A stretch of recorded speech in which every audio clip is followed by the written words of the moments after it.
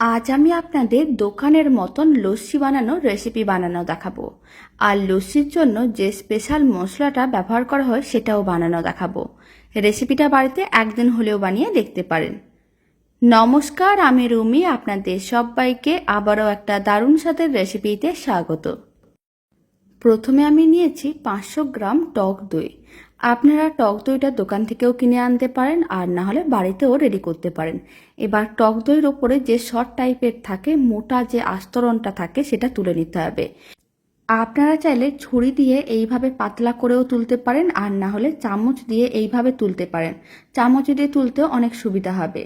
সমস্ত উপরের শটটা এইভাবে তুলে একটা প্লেটের মধ্যে রেখে দিতে হবে। পুরো শটটা ওপর থেকে তুলে নিয়েছিলাম।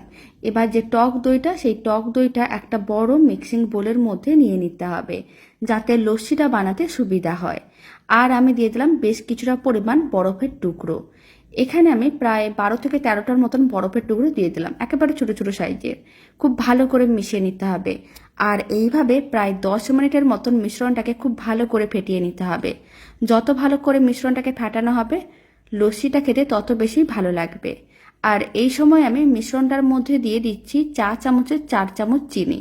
চিনিটা আপনারা চাইলে কম বেশিও করতে পারেন, তবে এখানে আমি 500 গ্রাম টক দই নিয়েছিলাম, তার জন্য 4 চামচ চিনি যথেষ্ট। খুব ভালো করে মিশিয়ে এইভাবে প্রায় 10 মিনিট মিশ্রণটাকে খুব ভালো করে ফেটিয়ে নিচ্ছি। ওইদিকে দইয়ের মিশ্রণটা রেডি হচ্ছে, আর এইদিকে আমি মশলাটা রেডি করে নেব। তার জন্য আমি 4 চামচের 1.5 চামচের মতন নিয়ে নিলাম গোটা জিরে। গোটা জিরেটা শুকনো খোলায় ভেজে নিতে হবে। আর গোটা জিরের সঙ্গে আমি দিয়ে দিলাম 6টার মতন এলাচ। আর আমি দিয়ে দিচ্ছি 5-6টার মতন গোলমরিচ। এবার সমস্ত গোটা মশলাগুলোকে শুকনো খোলায় 2 মিনিটের মতন নাড়াচাড়া করে হালকা লাল করে ভেজে নিতে হবে। এখন ফ্লেমটা বন্ধ করে দিচ্ছি, মশলাগুলোকে ঠান্ডা করে নিতে হবে। গোটা মশলাগুলো ঠান্ডা করে নিয়েছিলাম, মিক্সির জারের মধ্যে নিয়ে খুব ভালো করে গুঁড়ো করে নিতে হবে। খুব ভালো করে গুঁড়ো করা হয়ে গেছে। এখন এই গুঁড়ো মশলার মধ্যে আমি দিয়ে দিচ্ছি সামান্য পরিমাণ চাট মশলার গুঁড়ো। আর আমি দিয়ে দিচ্ছি ছোট চামচের 4 ভাগের 1 ভাগ আমি দিয়ে দিলাম বিট লবণ। আবারও খুব ভালো করে একসঙ্গে গুঁড়ো করে নিতে হবে। সমস্ত কিছু খুব ভালো করে গুঁড়ো করা হয়ে গেছে। মশলাটা একেবারেই রেডি। আপনারা যে কোনো ঠান্ডা জাতীয় রেসিপি বানালে এইভাবে মশলাটা ছড়িয়ে খেয়ে দেখতে পারেন, খেতে ভীষণ ভালো হয়। এখন আমি 10 মিনিট পরে দেখাচ্ছি। আপনারা দেখুন মিশ্রণটা একেবারেই মসৃণ, দইয়ের কোনো রকমের দানা নেই। এইভাবেই খুব ভালো করে মিশ্রণটাকে ফেটিয়ে নিতে হবে। এখন আমি যে মশলাটা রেডি করে রেখেছিলাম, সেখান থেকে কিছুটা পরিমাণ মশলা, খুব বেশি না, একেবারে অল্প একটু মশলা দিতে হবে, আর খুব ভালো করে মিশিয়ে নিতে হবে। লস্যির মিশ্রণটা একেবারেই রেডি।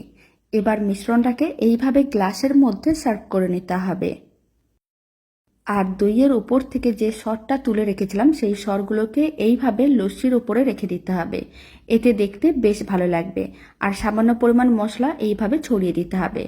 দারুণ স্বাদের লস্যির রেসিপিটা ভালো লেগে থাকলে আপনারা যদি ফেসবুক থেকে রেসিপিটা দেখছেন, পেজটিকে ফলো করে নেওয়ার অনুরোধ রইল। ইউটিউব থেকে দেখলে চ্যানেলটি সাবস্ক্রাইব করে নেওয়ার অনুরোধ রইল। পাশে থাকা বেল আইকনটি প্রেস করে নেবেন নতুন রেসিপির আপডেট সবার আগে পাওয়ার জন্য। আর বাড়িতে বানালে কমেন্ট বক্সে জানাতে একেবারেই ভুলবেন না খেয়ে কেমন লাগলো। তো চলুন, ভিডিওটা আমি এখানে শেষ করছি। আপনারা সবাই ভালো থাকবেন, সুস্থ থাকবেন। আপনাদের সঙ্গে আবার নতুন রেসিপি নিয়ে দেখা হচ্ছে।